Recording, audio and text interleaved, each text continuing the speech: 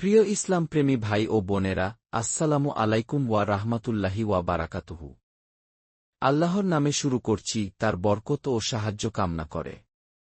আল্লাহর শকর যে, আমরা আজ থেকে এক মাসব্যাপী যে কর্মসূচি শুরু করতে যাচ্ছি, তা হল পুরো কোরআন কারিমের দ্রুত অনুবাদ ও সংক্ষিপ্ত ব্যাখ্যার একটি ধারাবাহিক যাত্রা।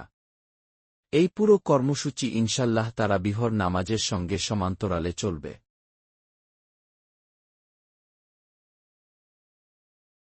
আমি কয়েকদিন আগে রবিবারের বক্তৃতায় বলেছিলাম, আজ থেকে আমরা প্রতিরাতে 4টি সেশন করব, প্রতিটি 1 ঘণ্টার। আজ প্রথম ঘণ্টাটি আমি নিচ্ছি। চেষ্টা করব আধা ঘণ্টার মতো সময়ে কোরআন সম্পর্কিত কিছু মৌলিক তথ্য,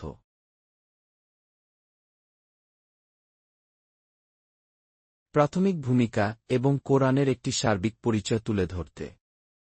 তারপর বাকি আধা ঘণ্টায় আলোচনা করব সূরা আল ফাতিহা সম্পর্কে।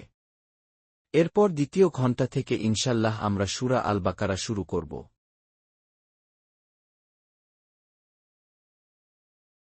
প্রথমেই মূল বিষয় কোরআন হল আল্লাহর কালাম, আল্লাহর বাণী। আমরা সবাই এতে বিশ্বাস করি। আল কুরআনু কালামুল্লাহ, অর্থাৎ কোরআন আল্লাহর বাণী, আল্লাহর উচ্চারিত বচন। এবং এই কোরআন আল্লাহ নিজেই সংরক্ষণের নিশ্চয়তা দিয়েছেন। আল্লাহ নিজেই বলেছেন, তিনি এই কোরআনকে হেফাজত করবেন। অর্থাৎ এর সুরক্ষা সম্পর্কে আল্লাহর পক্ষ থেকেই চূড়ান্ত প্রতিশ্রুতি রয়েছে।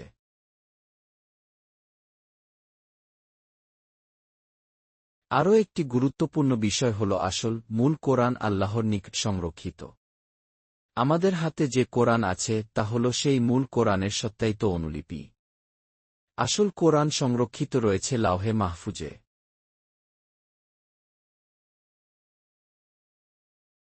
অর্থাৎ সুরক্ষিত ও সংরক্ষিত আসমানি পটে। এবং কোরআনের অন্য জায়গায় আল্লাহ এটিকে বলেছেন কিতাবিন মাকনুন, অর্থাৎ গোপন পুস্তক। সেখানেই কোরআন সংরক্ষিত।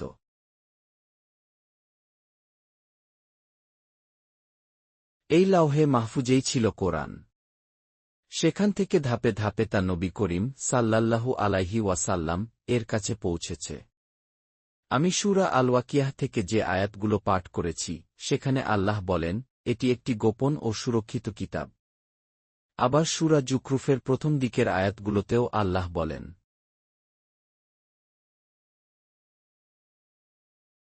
হামিম, শপথ সেই সুস্পষ্ট কিতাবের, আমরা এটিকে আরবি ভাষায় কোরআন করেছি যাতে তোমরা বুঝতে পারো কে এখানে প্রথম শ্রোতা ছিল আরবরা যাদের উদ্দেশ্যে কোরআন প্রথম নাজিল হয়েছিল।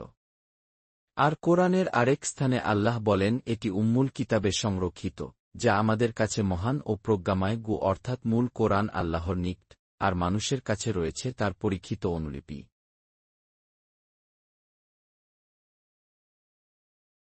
এবার আসি কোরআন অবতীর্ণ হওয়ার 2 ধাপে। প্রথম ধাপটি ছিল রামাদান মাসের একটি রাতে, লাইলাতুল কদরে, প্রায় খ্রিস্টাব্দ 610 সালের দিকে। পুরো কোরআন একসঙ্গে লাওহে মাহফুজ থেকে দুনিয়ার আসমানে অবতীর্ণ হয়। আর এই একসাথে নাজিল হওয়া বোঝাতে কোরআনে ব্যবহৃত হয়েছে কি ইনজাল, যার অর্থ একযোগে অবতরণ। এই কারণে রমজান মাসের গুরুত্ব এত বেশি।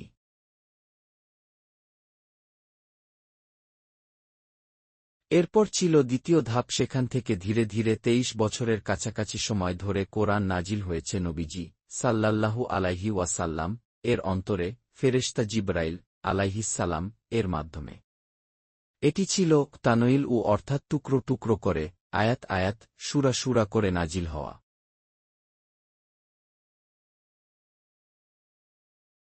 নবীজির সাল্লাল্লাহু আলাইহি ওয়াসাল্লাম বংশপরিচয়ও এখানে প্রাসঙ্গিক। তিনি ছিলেন ইব্রাহিম আলাইহিসসালাম এর বংশধর, ইসমাইল আলাইহিসসালাম এর বংশের সন্তান। তার গোত্র কুরাইশ মক্কার অধিবাসী ছিল। নবীজি জন্মগ্রহণ করেন 571 খ্রিস্টাব্দে। তারপর 40 বছর বয়সে হীরার গুহায় প্রথম ওহী নাজিল হয় 610 খ্রিস্টাব্দে।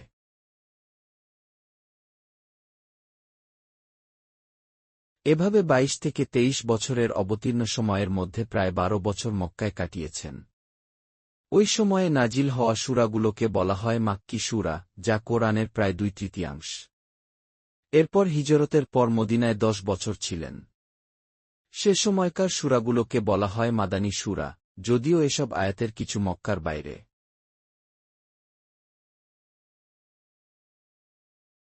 যাত্রাপথেও নাজিল হয়েছে।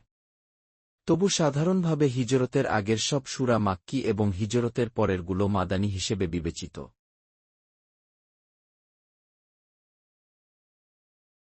যদিও কিছু সূরা নিয়ে মতভেদ আছে। যেমন সূরা হজ, কারো মতে মাক্কী, কারো মতে মাদানী। আবার আমার বোঝায় সূরাটির কিছু অংশ মাক্কী, কিছু অংশ মাদানী, এবং কিছু আয়াত নবীজি সাল্লাল্লাহু আলাইহি ওয়াসাল্লাম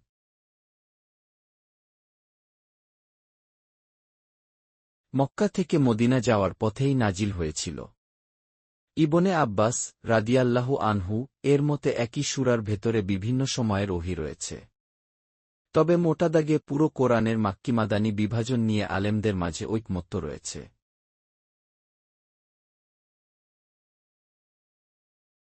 এখন প্রশ্ন, কোরআনের সরাসরি শ্রোতা কারা ছিলেন?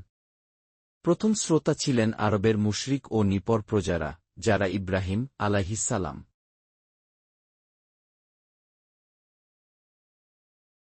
ও ইসমাইল আলাইহিসসালাম এর বংশধর। কোরআন তাদের উম্মি বলে, কারণ তাদের কাছে পূর্বে কোনো কিতাব ছিল না, কোনো নবীও পাঠানো হয়নি দীর্ঘ সময় ধরে।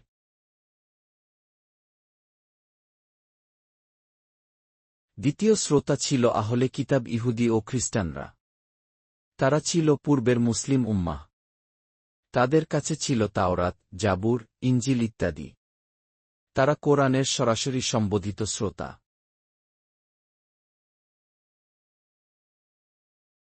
তারপর তৃতীয় স্তরে সমগ্র মানবজাতি। কোরআন বলে, ইয়া আইজুহান নাস, কি হে মানুষ, হে আদম সন্তান।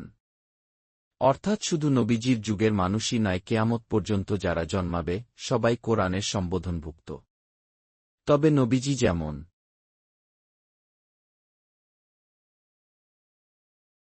সরাসরি আরবদের সম্বোধন করতেন, তেমনি তার উম্মতকে দায়িত্ব দেওয়া হয়েছে সমগ্র মানবজাতির কাছে এই বার্তা পৌঁছে দেওয়ার। পশ্চিমী আরব প্রবীপ এবং নবীজি সাল্লাল্লাহু আলাইহি ওয়াসাল্লাম এর সময়ের ইহুদি ও খ্রিস্টানদের ক্ষেত্রে বাকি মানবজাতির জন্য এই দায়িত্ব দেওয়া হয়েছিল মুসলিম উম্মাহর উপর। অর্থাৎ নবীজির উম্মাহর দায়িত্ব হল আল্লাহর সুবহানাহু ওয়া তাআলা বার্তাটি পৃথিবীর প্রতিটি মানুষের কাছে পৌঁছে দেওয়া, আজ থেকে কিয়ামত পর্যন্ত।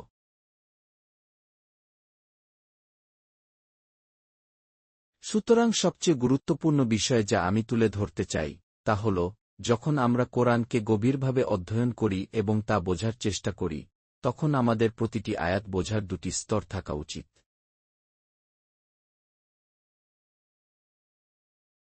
প্রথম স্তর হল ইতিহাস ও প্রসঙ্গ অনুযায়ী বোঝা।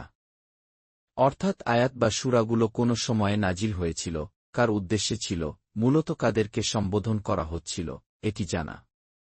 যাদের উদ্দেশ্যে কোরআন প্রথম নাজিল হয়েছিল, তাদের ধারণা, বিশ্বাস, রীতিনীতি, আচার অনুষ্ঠান সবকিছু সেই প্রসঙ্গের মধ্যে বোঝা উচিত। এই প্রাসঙ্গিক বোঝাকে কোরআনের তাফসিরে আমরা তাওবিনুল খাস বলি। এতে সময় ও প্রেক্ষাপটকে বিশেষ গুরুত্ব দিয়ে আয়াত বা সূরার অর্থ বোঝা হয়। যদি আমরা আয়াত বা সূরাকে সেই প্রেক্ষাপটে রাখি এবং বুঝতে চেষ্টা করি, তখন আমরা জানতে পারি সেই সময়ের মানুষ কিভাবে এই আয়াতের অর্থ বোঝেছিল।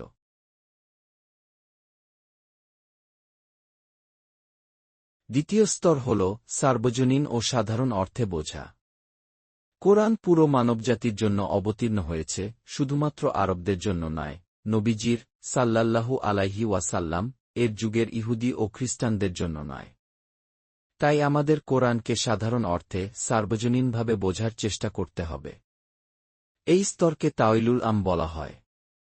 এখানে আমরা শব্দের অর্থ বোঝার চেষ্টা করি, শুধুমাত্র প্রেক্ষাপটের মধ্যে সীমাবদ্ধ না রেখে। আমরা আয়াতের গভীর অর্থে প্রবেশ করি এবং আল্লাহ সুবহানাহু ওয়া তাআলা মানবজাতির জন্য যা চিরন্তন দিশা ও নির্দেশ দিয়েছেন তা অনুধাবন করি।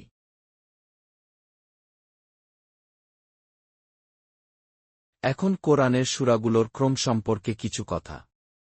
আমরা যে মুসাফ পড়ি এবং তিলাওয়াত করি, তার ক্রম এবং নাজিল হওয়ার ক্রম সম্পূর্ণ আলাদা। মাক্কী সূরার মূল নীতি হল, এগুলো মক্কায় আগে নাজিল হয়েছিল। মাদানী সূরাগুলো পরে নাজিল হয়। কিন্তু মুশাফে আমরা পাই যে 4টি মাদানী সূরা, সূরা আল বাকারা, সূরা ইব্রাহিম, সূরা আন-নিসা এবং সূরা আল মায়েদা প্রথমেই রয়েছে, যদিও এগুলো ওহীর 1-2 বছরের পরে নাজিল হয়েছিল। অর্থাৎ মুশাফের ক্রম এবং নাজিল হওয়ার ক্রম সম্পূর্ণ ভিন্ন।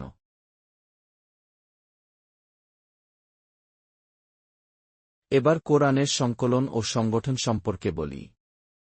কোরআন 3টি ধাপে সম্পূর্ণ সংগৃহীত ও সংকলিত হয়েছে।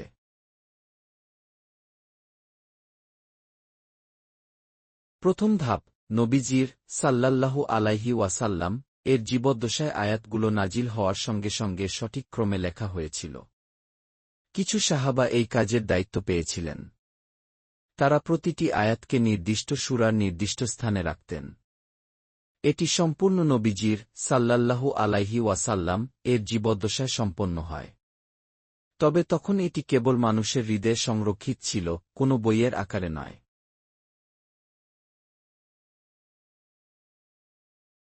দ্বিতীয় ধাপ, নবীজির মৃত্যুর 2 বা 3 বছরের মধ্যে হযরত আবু বকর রাদিয়াল্লাহু আনহু এর খিলাফতের সময় কোরআন মুসাফ আকারে সংকলিত হয়।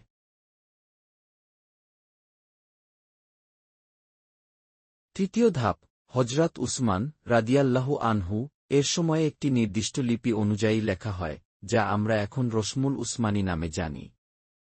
হযরত উসমান রাদিয়াল্লাহু আনহু এর খিলাফতের 12 বছরের মধ্যে এটি সম্পূর্ণ হয় এবং বিশ্বব্যাপী এই রকম কোরআনের অনুলিপি ছড়িয়ে পড়ে।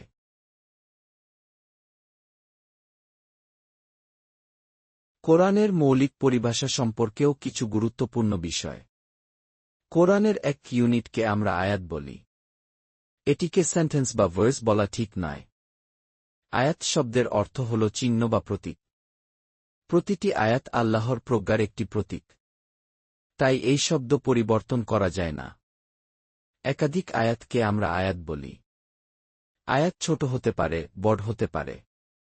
উদাহরণ, আয়াতুল কুরসি, আয়াতুল ইসলামিম ইত্যাদি। এগুলো গ্রামার বা লজিকের ভিত্তিতে নয়, বরং নবীজির সাল্লাল্লাহু আলাইহি ওয়াসাল্লাম তাওফিক অনুযায়ী।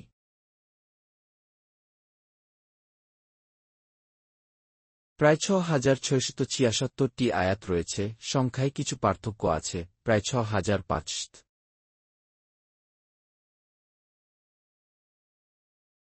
আয়াতগুলো একত্রিত হয়ে সূরাহ তৈরি করে। কোরআনে মোট ২১৪টি সূরাহ রয়েছে। সূরাহকে আমরা সাধারণ বইয়ের অধ্যায় বা প্যারাগ্রাফের মতো ধরা যায় না। উদাহরণস্বরূপ, আদম ও ইবলিসের গল্প একাধিক সূরাহতে পুনরায় উল্লেখ আছে। কোরআন এক অনন্য গ্রন্থ যার নিজস্ব সংকলন, ধারা এবং পরিভাষা রয়েছে। আপনি জানেন, কোরআনের সূরাগুলো আকারে ভিন্ন। কিছু সূরা খুব ছোট, এমনকি 3টি আয়াত বিশিষ্ট 3টি সূরাও আছে। প্রতিটি সূরা তার নিজের আয়াতে সম্পূর্ণ। উদাহরণস্বরূপ, সূরা নাশানিয়া কাহু আলাপ্তারও পূর্ণতা রয়েছে। অন্যদিকে আমরা দেখি সূরা আল বাকারা 286 আয়াত বিশিষ্ট। এই 286 আয়াতের মধ্যে কিছু আয়াত এত দীর্ঘ যে আয়াতুল কুরসি অন্তত 3 বার বড় সূরা আল আসরের চেয়ে।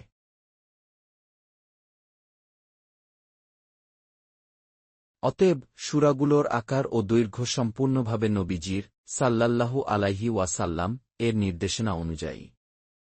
এগুলো তাওকিফি বিষয়, অর্থাৎ কোনো লজিক, সংখ্যা, আকার বা ব্যাকরণের নীতি দ্বারা নির্ধারিত নয়।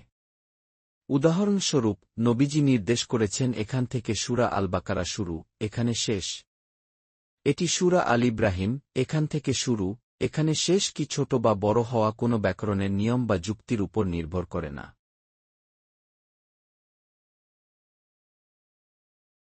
কিন্তু সূরার বিষয়বস্তুর ক্ষেত্রে প্রধান নীতি রয়েছে। প্রতিটি সূরার একটি কেন্দ্রীয় বিষয় থাকে, এবং সেই সূরার সব আয়াত সেই কেন্দ্রীয় বিষয়ের সাথে সম্পর্কিত। এটি সম্পূর্ণভাবে যৌক্তিক। তবে এটি সাধারণ বইয়ের অধ্যায়ের মতো নয়, কোরআন নিজেই স্বয়ংসম্পূর্ণ এবং স্বনির্ভর।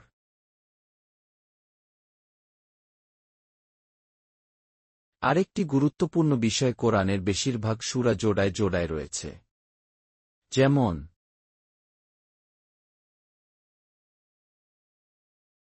সূরা আল বাকারা ও সূরা আল ইমরান।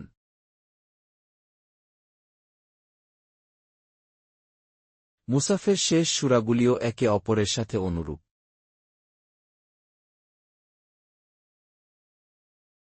এই জোড়া সূরাগুলো সাধারণত একই বিষয়ের আলোচনা করে এবং নবীজিকে সাল্লাল্লাহু আলাইহি ওয়াসাল্লাম ব্যক্তিগতভাবে সম্বোধন করে।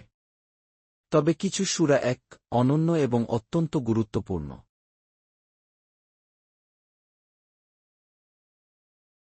বড় সূরাগুলো রুকুতে বিভক্ত। তবে এই বিভাজন নবীজি বা সাহাবাদের সময়ে ছিল না। এটি পরে উমাচ্চদ খিলাফতের সময় হজ্জাজ ইবন ইউসুফ কর্তৃক করা হয়। মূল উদ্দেশ্য ছিল নামাজে এক রাকাতে পুরো সূরা পড়া সম্ভব না হওয়ায় আয়াতগুলোকে অংশে ভাগ করা যাতে প্রতিটি রাকাতে এক রুকু পড়া যায়।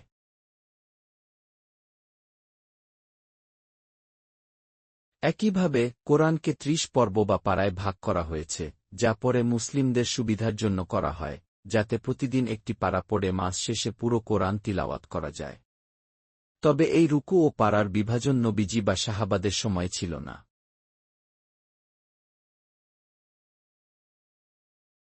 আরেকটি বিভাজন হল হিজব, যা প্রায় ৭ সমান ভাগে কোরআনকে ভাগ করে। এটি নবীজির সাল্লাল্লাহু আলাইহি ওয়াসাল্লাম এর যুগে বিদ্যমান ছিল। যারা কোরআনের প্রতি বেশি অনুরাগী ছিলেন, তারা প্রতি সপ্তাহে কোরআন শেষ করার জন্য এই হিজব অনুযায়ী ভাগ করতেন।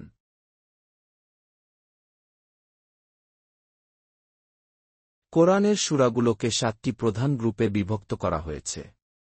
প্রতিটি গ্রুপে মাক্কি ও মাদানী সূরার সংমিশ্রণ রয়েছে।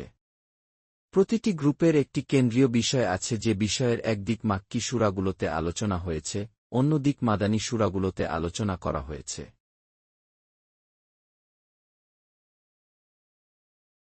এখন আসি সূরা আল ফাতিহায়।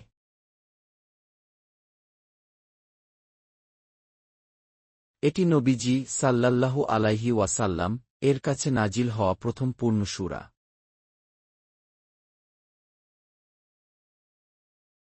এর আগে কিছু আয়াত নাজিল হয়েছে, তবে কোনো পূর্ণ সূরা নয়।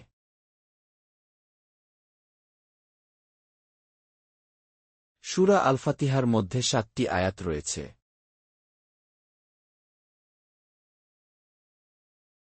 কিছু ক্ষেত্রে পার্থক্য দেখা যায়। কিছু মানুষ বিসমিল্লাহির রহমানির রহিমকে প্রথম আয়াত হিসেবে গণ্য করে। অন্যরা আলহামদুলিল্লাহির অংশকে প্রথম আয়াত হিসেবে গণ্য করে।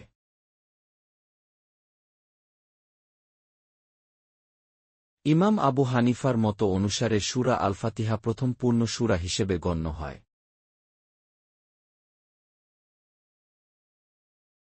সূরা আল ফাতিহা নবীজির সাল্লাল্লাহু আলাইহি ওয়াসাল্লাম এর জীবদ্দশায় নাজিল হওয়া প্রথম পূর্ণ সূরা এবং কোরআনের অন্যান্য সূরার ভিত্তি ও কেন্দ্র হিসেবে গুরুত্বপূর্ণ।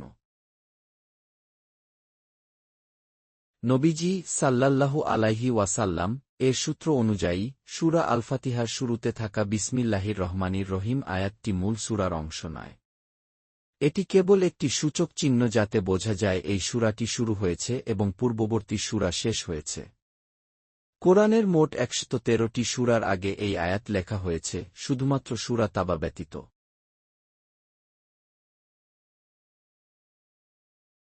সুতরাং সূরা আল ফাতিহার আসল সূচনা আলহামদুলিল্লাহি রব্বিল আলামিন দিয়ে। ইমাম আবু হানিফার মতানুযায়ী সূরা আল ফাতিহা ৭টি আয়াতের সমন্বয়ে গঠিত। আয়াতগুলোর গণনা বিভিন্ন রীতিতে করা হয়েছে, তবে এটি সর্বজন স্বীকৃত যে সূরা আল ফাতিহায় ৭টি আয়াত রয়েছে।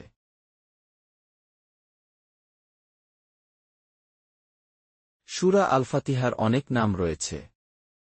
আরবদের প্রথা অনুযায়ী তারা যে বিশেষটি বেশি পছন্দ করত সেটিকে একাধিক নাম দিত। এই সূরার গুরুত্বপূর্ণ এবং মৌলিক হওয়ার কারণে জালালউদ্দিন সায়ুতী প্রায় ৫০টিরও বেশি নাম উল্লেখ করেছেন। সবচেয়ে প্রচলিত নাম হল আল ফাতিহা, যার অর্থ উন্মুক্ত করা বা চাবি, কারণ এটি কোরআনের প্রথম সূরা, অর্থাৎ কোরআনের প্রবেশদ্বার।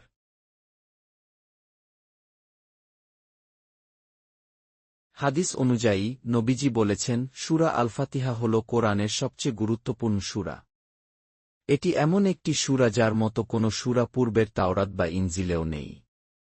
এটি মূলত একটি দোয়ার রূপে রয়েছে। নবীজি সাল্লাল্লাহু আলাইহি ওয়াসাল্লাম আমাদের শিখিয়েছেন, এই সূরার মাধ্যমে আমরা আল্লাহর প্রতি আমাদের প্রশংসা, আজ্ঞাবহতা এবং সাহায্য প্রার্থনা প্রকাশ করি।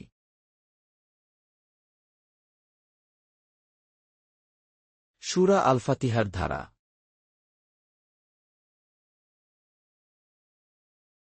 প্রথম 3 আয়াত শুধুমাত্র আল্লাহর প্রশংসা।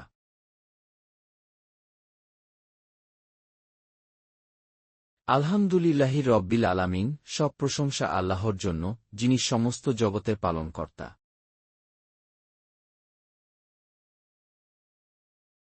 আর রহমানির রহমান, সর্বোদয় ও করুণাময়।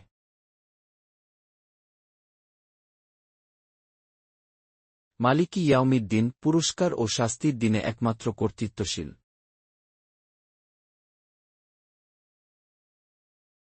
চতুর্থ আয়াত আল্লাহ ও বান্দার মধ্যে একটি চুক্তি।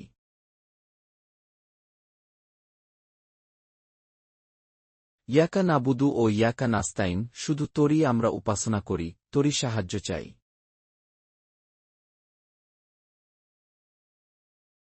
এখানে আমরা আল্লাহর প্রতি আমাদের আনুগত্য ও সাহায্য প্রার্থনার দৃঢ় প্রতিশ্রুতি ব্যক্ত করি।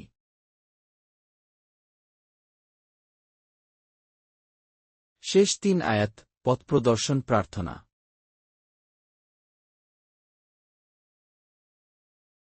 সিরাতাল মুস্তাকিম, সরাসরি পথের নির্দেশনা প্রার্থনা।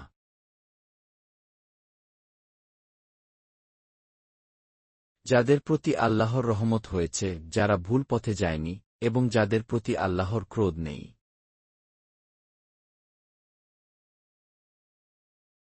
হাদিস অনুযায়ী এই শেষ আয়াতগুলোতে বান্দা যা প্রার্থনা করছে, আল্লাহ তা গ্রহণ করেন এবং বান্দাকে প্রদত্ত ফল দেন।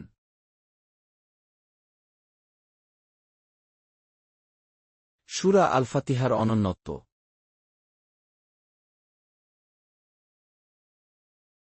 এটি এমনভাবে গঠিত যাতে মানুষের স্বাভাবিক চিন্তাশক্তি, সহজ ন্যায়পরায়ণতা এবং সঠিক প্রকৃতির ভিত্তিতে সরাসরি আল্লাহর অস্তিত্ব, রহমত এবং নৈতিকতার ধারণা বোঝা যায়।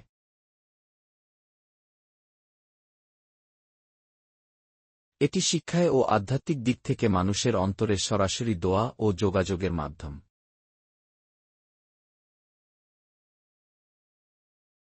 নবীজি বলেছেন, কেউ যদি নামাজে সূরা আল ফাতিহা না পড়ে, তবে তার নামাজ সম্পূর্ণ হয় না।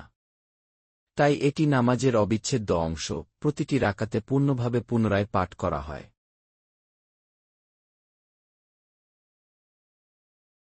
শেষ কথা।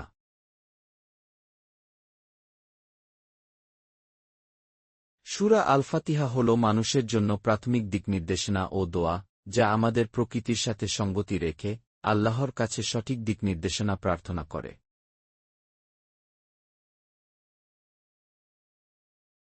শেষ আয়াতের পরে আমরা আমিন বলি, অর্থাৎ হে আল্লাহ, আমাদের প্রার্থনা গ্রহণ করুন।